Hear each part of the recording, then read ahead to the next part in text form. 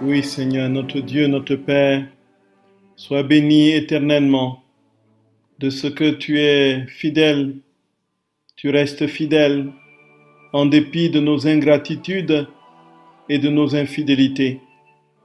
Merci Seigneur parce que tu as promis que tu nous donnerais chaque fois que nous te le demanderions, ton Esprit Saint et surtout la profusion de ta vie divine. Merci Seigneur de ce que tu promets de nous donner à cet instant précis où tu rends ton âme à ton Père, la plénitude de ton Esprit Saint, ta divine miséricorde qui prépare le grand cadeau de la divine volonté. Nous te rendons grâce Seigneur notre Roi, de ce que tu es fidèle éternellement et que ni rien ni personne ne peut nous arracher de tes mains et de ton cœur. Merci parce que tu nous as définitivement gravés en toi et tu nous as adoptés pour que nous soyons frères de ton unique Fils Jésus-Christ notre Seigneur. Nous te rendons grâce de ce que tu veux que nous participions à toutes ces prérogatives et nous t'en remercions de tout notre cœur. Seigneur, maintenant ouvre le ciel selon ta promesse et répands tes innombrables grâces, tes bénédictions infinies sur toutes les créatures. Donne à tous ceux, Seigneur, qui sont sur cette terre à ce moment, la grâce d'être touchés au plus profond d'eux-mêmes par ta divine miséricorde. Que ta grâce te soit répandue, Seigneur, sur toutes les âmes qui cherchent Kahenka, la route du bonheur. Nous te supplions humblement, libère-les de tout ce qui n'est pas de toi et montre-leur l'unique chemin qui est toi, puisque tu es le chemin, la vérité et la vie. Seigneur, nous te bénissons, nous te rendons grâce, nous te magnifions de tout notre cœur, nous te rendons grâce, t'aimons, t'adorons pour tout ce que tu as fait et au nom de tous, nous te disons merci. Béni sois-tu, Seigneur, sois béni, sois loué éternellement. Que maintenant ta grâce et ta promesse s'accomplissent et que tu descendes au tréfonds de nos âmes pour y faire ta demeure. Nous sommes prêts, Seigneur, nous sommes prêts. Ouvre nos âmes et ne permets plus jamais que nous les fermions à ta grâce. Divine miséricorde, divine volonté, venez saisir l'humanité. Dieu saint, Dieu fort, Dieu immortel. Prends pitié de nous et du monde entier. Dieu saint, Dieu fort, Dieu immortel. Prends pitié de nous et du monde entier. Dieu saint, Dieu fort, Dieu immortel. Prends pitié de nous et du monde entier. Ô et sang jaillit du cœur ouvert de Jésus comme source de miséricorde pour nous. J'ai confiance en toi. Oui Seigneur, nous avons confiance en toi et nous te supplions humblement de poser ta main sur chacun d'entre nous, de nous bénir, de nous envoyer ton Esprit Saint, que cet Esprit consume et embrase nos vies et que nous soyons tout feu et complètement embrasés de ton amour pour le communiquer au monde. Bénis-nous Seigneur, au nom du Père et du Fils et du Saint-Esprit. Amen. Amen. Frères et sœurs bien-aimés, que le Seigneur nous accorde son Esprit Saint en plénitude. À tout de suite pour la petite causerie.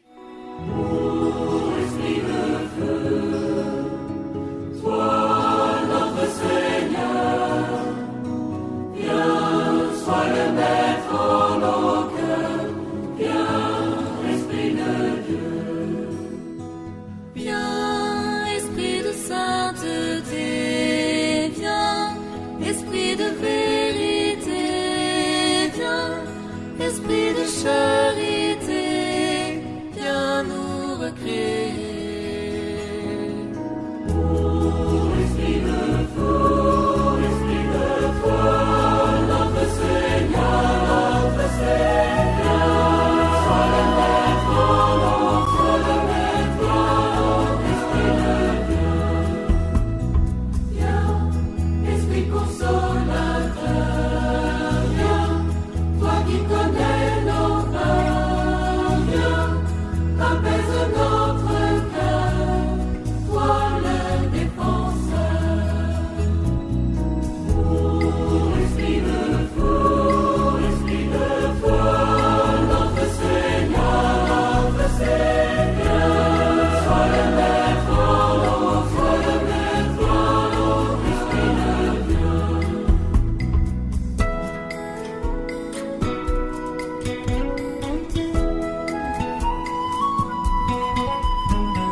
Frères et sœurs bien-aimés dans le Seigneur, je vous salue de tout mon cœur. Je prie que notre Seigneur nous accorde son Esprit Saint en ce moment particulier où nous attendons la plénitude dimanche prochain de la manifestation de son amour et de début de l'Église en mémorial. Nous voulons rendre grâce au Seigneur pour ce temps béni qu'il nous a accordé et qui nous accorde encore dans le prolongement. Et nous remercions Jésus de ce que son Esprit va descendre quoi qu'il arrive et quoi qu'on fasse, ni rien ni personne ne peut retenir sa main de bénédiction. Nous remercions notre très saint Seigneur pour sa grâce, frères et sœurs. Je vous salue humblement et très chaleureusement. Et je prie que notre Seigneur vraiment fasse de nous des brasiers ardents de son amour, qu'il nous consume, qu'il nous brûle, qu'il fasse de nous des véritables torches, des torches enflammées qui éclairent la nuit de ce monde. Que notre cœur ne soit que pour le Seigneur, que notre vie ne soit que pour lui, que tout notre être soit à lui et que tout en nous reflète son amour, soit le reflet parfait de son amour, jusqu'à la dernière petite cellule de notre corps. Frères et sœurs bien-aimés, aimons Jésus, aimons-le sans compter. Nous commençons aujourd'hui la 19e heure de la passion de notre très saint Seigneur, l'heure qui va de 11h à midi. Jésus est crucifié. Jésus arrive sur la montagne du Golgotha. Il est pratiquement défiguré. Il est affaibli par les coups et le poids de la croix. Et il n'a pratiquement plus de force. Et il saigne de partout. Son corps est une unique et seule plaie, une plaie vivante. Il n'y a plus un seul endroit en lui, sur son corps, qui ne soit sans blessure et sans boursouflure. Jésus est dans un état tout simplement lamentable. Et ainsi, il va manifester de manière suprême dans le dernier sursaut de son amour, la grâce que le Père lui donne de vivre, de s'étendre sur le bois de la croix. Ils vont lui enlever ses vêtements. Et une fois qu'ils enlèvent son vêtement, de nouveau, la couronne d'épines, comme dans la deuxième crucifixion, dans le deuxième couronnement d'épines, la couronne d'épines va faire obstacle et elle sera arrachée avec le vêtement. Et Jésus donc sera couronné une troisième fois, une fois que les vêtements seront enlevés. Frères et sœurs bien-aimés, nous avions dit hier que dans la gématrie juive, les chiffres ont un sens, une signification. Le chiffre 3, c'est le chiffre de la perfection. C'est le chiffre de la perfection. C'est quelque chose de l'ordre d'un accompli. Et en fait, si Jésus a été couronné 3 fois, c'est bien parce qu'il a pleinement réparé, totalement réparé. Il a fini de réparer les nombreux péchés d'orgueil des créatures qui vont s'écouler dans le temps de l'histoire humaine jusqu'au retour de notre Seigneur, du moins jusqu'à l'établissement de son règne sur la terre comme au ciel. Et dans ce troisième couronnement, Jésus répare toutes les perfidies de l'homme et son obstination dans le péché. Et nous savons que ce qu'il y a de plus douloureux pour le cœur du Seigneur, ce n'est pas, frères et sœurs, ce que nous pensons très souvent. D'autres péchés, y compris celui de la chair, ce n'est pas ça le plus douloureux, bien que ce soit douloureux pour Jésus de toutes les manières. Le plus douloureux, c'est le péché d'orgueil. Et c'est pour cela que nous sommes, nous, frères et sœurs d'amour, dans les pas de celui qui a accepté l'humiliation et qui a revêtu l'humilité en venant mourir pour la condition humaine en versant son sang dans une abjection, une déchéance absolue. Nous venons réparer avec celui qui est notre Maître et Seigneur dans l'humilité de notre vie et dans l'acceptation des humiliations, nous réparons les nombreux péchés d'orgueil des créatures qui ont valu à l'humanité l'enfer. Le péché d'orgueil est celui qui a créé l'enfer. C'est dans le non serviam, non je ne servirai pas de Lucifer, que nous sommes là aujourd'hui dans ce combat spirituel d'une violence inouïe. Jésus, dans cet état de complète et totale prostration, dans ce couronnement d'épines, ses yeux saignent. Et lui a dit que les lumières éclatantes de ses yeux divins vont progressivement s'éteindre. Jésus est suffoqué, tout son être tremble et frémit devant cette réalité terrible de l'orgueil humain. Et Jésus regarde pour voir s'il n'y aurait pas quelqu'un pour le soutenir dans tant de souffrance et de confusion. Comme consolateur autour de lui, frères et sœurs bien-aimés, il y a sa très sainte mère. Il y a Jean, le fidèle disciple. Il y a Marie-Madeleine.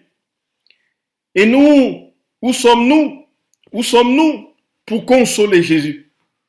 Lui a décrit Jésus qui cherche un regard, Jésus qui cherche un cœur, Jésus qui cherche une affection, Jésus qui est en quête d'un petit amour. Où sommes-nous? Pouvons-nous nous aligner sur les disciples bien-aimés, sa très sainte mère et Marie-Madeleine? Demandons à Jésus, frères et sœurs bien-aimés, comme lui le demande, d'appuyer notre tête sur son épaule pour nous aussi ressentir ses épines, pour réparer ainsi toutes les fautes commises dans les pensées des créatures et plus particulièrement les pensées d'orgueil.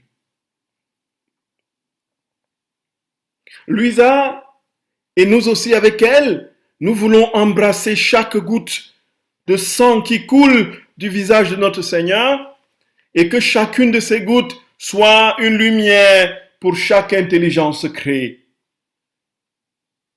Afin qu'aucune créature n'offense plus Jésus par les pensées mauvaises. Et comme nous le savons dans la divine volonté, l'intention vaut l'acte. Même pas dans la divine volonté, dans la réalité de Dieu, ce que nous pensons est déjà une réalité. C'est pourquoi les pensées ont une valeur tout aussi égale aux actes qui sont posés. Nous ne serons pas jugés simplement sur le fait, frères et sœurs bien-aimés, que nous avons posé des actes pécamineux. Les pensées sont génératrices aux yeux du Créateur de l'acte, même si aux yeux de l'humain, l'acte n'est pas encore abouti, accompli. Et ainsi on entend dire, moi je vis dans la divine volonté. Pourtant les pensées, on a des pensées de médisance, des pensées criminelles presque, où nous voulons la disparition de nos adversaires, de nos ennemis, de ceux qui ne nous aiment pas, ne nous portent pas dans le cœur. Où nous sommes continuellement par nos différentes calomnies et médisances en train de réaliser ce qu'on peut appeler concrètement des crimes. Une parole tue, une pensée tue. Voilà, frères et sœurs d'amour. Et Jésus répare tout cela de la manière la plus parfaite qui soit dans le 3e couronnement d'épines. Il nous est décrit un Jésus ensuite qui va s'étendre paisiblement sur la croix. Jésus ne réchigne pas. Il y a quelque chose de l'ordre d'une attente chez Jésus d'accomplir le plus rapidement ce grand mystère du salut pour lequel il est sorti de son Père. Il veut s'étendre sur la croix et vivre de la manière la plus intime qui soit, dans l'union des deux volontés, du Père et du Fils, dans la communion du Saint-Esprit, réaliser le salut de l'humanité tout entière en unissant l'humanité au Créateur. Et ainsi Jésus est impatient, presque impatient. Frères et sœurs bien-aimés, si nous le lisons avec l'intelligence humaine, nous sommes presque scandalisés. Comment peut-on être impatient de souffrir? Et Jésus dit, je désire m'étendre sur toi, ô croix, pour ouvrir le ciel à tous mes enfants. La croix était martyre et c'est aussi sa victoire. Et c'est sur cette croix qu'il donnera le précieux et copieux héritage à tous ceux qui le suivront, qu'il donnera les victoires à tous ceux qui accepteront d'épouser leur propre croix à la suite de celle de notre Seigneur, qu'il donnera des triomphes à tous ceux qui auront été unis d'une manière intime et spéciale à l'amour infini de Dieu qui s'est manifesté sur la croix. C'est ainsi qu'il donnera aussi par cette même croix les couronnes de gloire à tous ceux qui n'ont pas rechigné de l'imiter dans cet instant particulier de son existence humaine. Ô croix bienheureuse, ô croix qui triomphe de la mort, ô croix qui renverse les forteresses, ô croix qui dépouille les dominations, ô croix qui anéantit les autorités, ô croix qui trimballe l'enfer dans son cortège triomphal. Sois bénie, croix glorieuse. Sois bénie, croix glorieuse. Victoire, tu régneras, ô croix, tu nous sauveras. Frères et sœurs bien-aimés, le mystère de l'amour de notre Seigneur est grand, immense. Jésus entend les bourreaux lui dire de s'allonger sur la croix. Il va obéir. Il leur obéit promptement pour réparer ainsi nos désobéissances. Nous voyons combien, frères et sœurs, notre nature déjà répugne à accepter quelque chose de difficile, ne fût-ce que de l'ordre de l'épreuve. Une épreuve que nous savons nécessaire, le travail par exemple. Ou encore d'autres situations, un cran au-dessus. Nous savons comment notre nature se rebiffe. Notre nature n'est pas prête encore. Comment comprendre l'obéissance et l'empressement de Jésus, frères et sœurs? Sinon, qu'il est porté et consumé par l'amour. C'est l'amour, frères et sœurs bien-aimés, encore une fois, qui pose Jésus sur la croix. C'est l'amour qui l'étend sur la croix. Ce n'est pas le dolorisme, ce n'est pas une recherche d'une douleur particulière, ce n'est pas du masochisme. Jésus s'étend sur la croix tout simplement parce qu'il aime l'humanité pour laquelle il est sorti de son Père. Jésus s'étend sur la croix pour chacun de nous, pour vous comme pour moi. Il s'étend sur la croix pour dire à chacun, j'ai payé le prix fort pour toi, mon enfant. Vois jusqu'où je t'ai aimé et je t'en supplie, peux-tu me donner un peu d'amour, un peu de ton regard?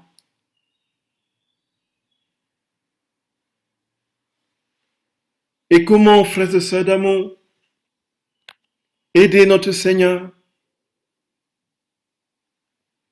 Si nous aimons Jésus, nous ne pouvons pas nous séparer de lui. Où qu'il aille, nous serons avec lui. Qu'il monte, nous monterons. Qu'il descende, nous descendrons. Qu'il aille à gauche ou à droite, nous irons à gauche ou à droite. Et s'il monte sur la croix, nous ne devons pas faire exception, parce que le disciple n'est pas plus grand que le maître. Et si on a ainsi traité le bois vert, qu'en sera-t-il du bois sec? Dit-il aux femmes. Frères et sœurs d'amour, Ce mystère infini de l'amour réclame amour. Amour pour amour, nous donnerons à Dieu. Nous lui donnerons amour pour amour. Et sang pour sang. S'il a versé son sang, nous sommes amenés à verser notre propre sang, quelle que soit sa forme. Le sang véritable ou le sang de notre amour, de notre cœur. C'est cela l'amour véritable, qui ne se sépare jamais du bien-aimé. L'amour vrai ne supporte pas la séparation, dit Luisa.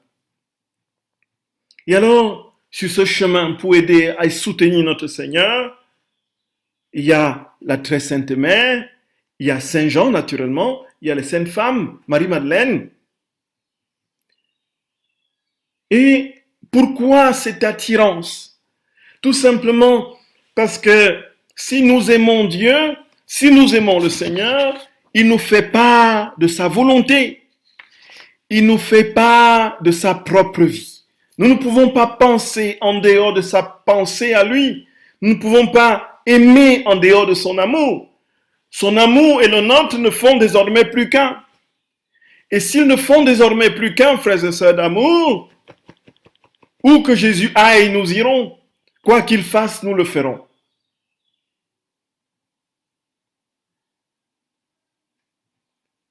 Et alors, nous réparons avec lui. Nous, parce que nous aimons, parce que nous n'avons plus qu'une seule volonté. Et nous souffrons avec lui. Nous ne sommes plus seuls à souffrir. Nous ne sommes plus seuls à mourir. Si nous souffrons avec lui nous vivrons, dit Saint Paul. Si nous mourons avec lui nous régnerons. Que ce soit dans notre vie ou dans notre mort, nous sommes au Seigneur. Voilà, frères et sœurs, la grande vie. La vie des enfants de Dieu. La vie dans la divine volonté. Ce n'est plus notre vie, c'est la vie de Dieu. C'est la vie avec Dieu et en Dieu. C'est pourquoi tout ce que nous aurons à souffrir, demandons à Jésus, frères et sœurs d'amour, de venir souffrir en nous, de venir les souffrir avec nous, pour que notre souffrance ait une valeur rédemptrice, pour que notre souffrance récapitule l'infini amour de Dieu sur la création tout entière et embrase l'humanité, passée, présente et future.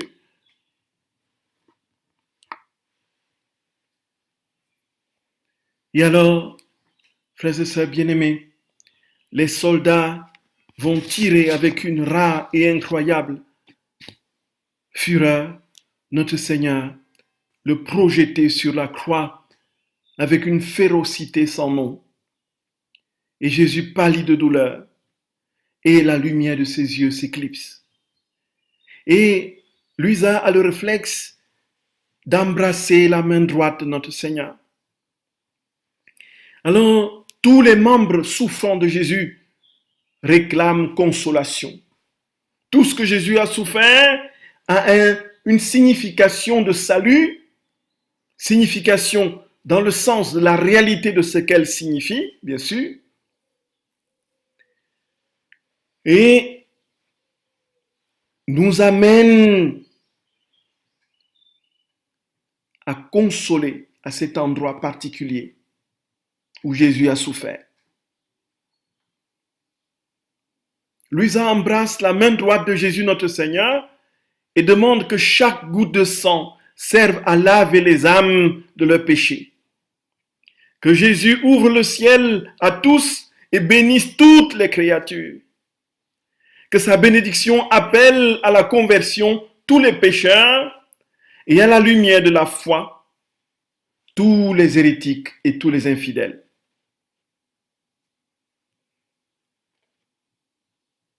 Tous ceux qui ne croient pas. Et pour la main gauche, selon la description qu'elle fait de la crucifixion, c'est bien cela se recoupe avec tout ce que notre Seigneur a montré et dit à Anne-Catherine Emmerich et à beaucoup d'autres saints. Jésus ne pourra pas atteindre le trou qui a été creusé sur la partie gauche du bois horizontal pour la main gauche, pour crucifier, clouer la main gauche. Alors les bourreaux vont tirer cette main gauche avec une effroyable cruauté pour que cette main gauche arrive au trou déjà perforé dans lequel on plante le clou dans la paume de la main gauche. Alors c'est cet acte d'étirement de la main du bras gauche de notre très saint Seigneur pour que sa main atteigne ce trou qui va complètement désarticuler notre Seigneur. Le sang coule de sa main gauche et Jésus est comme disloqué dans ses épaules, dans ses articulations. Et les jambes de Jésus deviennent raides et convulsives. Et c'est alors qu'ils vont le clouer sur la croix, réussir à le clouer sur la croix. C'était par ce supplice. Et par cette souffrance de la crucifixion de Jésus dans sa main gauche, frères et sœurs, nous remercions, nous adorons et nous prions le Seigneur de permettre aux âmes du purgatoire d'être libérées. Par le sang qui coule de cette main gauche, qui les soulage et que ce sang soit un bain salutaire pour les purifier de toute tâche et les disposer à voir Dieu tel qu'il est.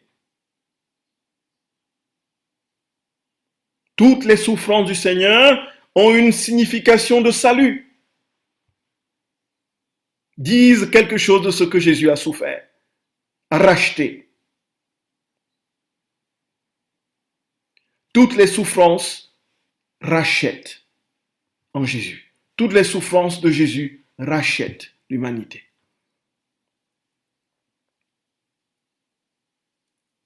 Et ainsi, comme Jésus étend sa main de manière si étirée, avec force, violence des bourreaux, que le ciel tout aussi s'ouvre de manière si forte et si étirée pour faire couler sur l'humanité la divine miséricorde. Jésus étend les mains jusqu'à ce qu'il n'en puisse plus pour que personne ne reste loin de lui, pour embrasser l'humanité tout entière.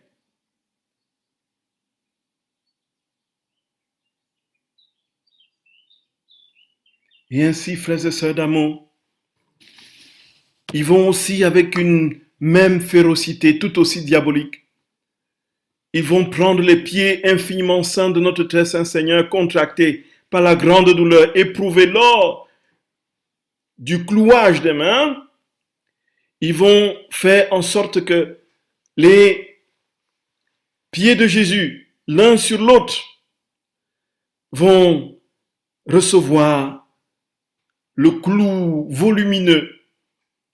Et les genoux, les côtés et les os de la poitrine de notre très saint Seigneur sont complètement disjoints et disloqués. Et les yeux de notre Seigneur sont couverts par son sang qui coule de son visage. Tout en Jésus est douleur. Et au nom de tous et pour tous, Louisa veut donner à Jésus réconfort, embrassement d'amour, un baume de consolation, une réparation pour chacun de ses membres souffrants.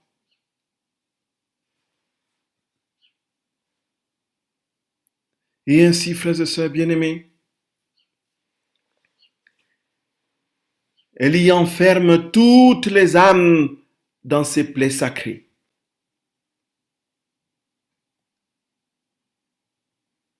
Et ainsi, elle fait cette prière. Et nous avec elle, que tes clous clouent nos puissances pour qu'elles ne s'éloignent pas de toi, Seigneur. Qu'il cloue notre cœur pour qu'il soit toujours fixé au tien. Qu'il cloue tous nos sentiments afin qu'ils n'adhèrent à aucun goût qui ne vienne de toi. Que tout le sang qui coule de toi retienne les âmes qui se perdent. Frères et sœurs bien-aimés, le grand mystère est là. Le mystère infini de l'amour très saint de notre très saint Seigneur. Mettons-nous dans ses plaies, frères et sœurs. Mettons-nous, laissons-nous clouer par les clous de son amour. Fixons-nous à lui et demandons-lui la grâce de ne jamais nous séparer de lui. Que son sang coule dans notre sang et que par notre amour, aussi petit soit-il, nous l'aidions à vivre le grand drame de sa passion. Et cette passion qui conduit l'humanité à retrouver le rang, le but et la place pour lequel elle a été créée. Que Jésus nous accorde cette grâce de comprendre combien nous sommes aimés et que nous l'aimions à notre tour de la manière la plus ardente qui soit, avec un désir de brasier ardent qui consume tout sur son passage pour n'avoir affaire qu'avec le bien-aimé. Frères et sœurs bien-aimés, aimons Jésus de tout notre cœur. Aimons-le sans réserve. Et prions que notre dernière phrase, que notre dernier mot lorsque nous quitterons cette existence mortelle soit son nom précieux et béni qui fait trembler l'enfer et convoque le ciel. Jésus, Jésus, Jésus. En ajoutant sa mère, Marie, Marie, Marie. Oui Seigneur, nous voici l'offrande de nos vies. Envoie-nous ton Esprit Saint, consume-nous et embrase-nous. Nous avons confiance en toi, Jésus. Nous avons confiance en toi. Nous avons confiance en toi.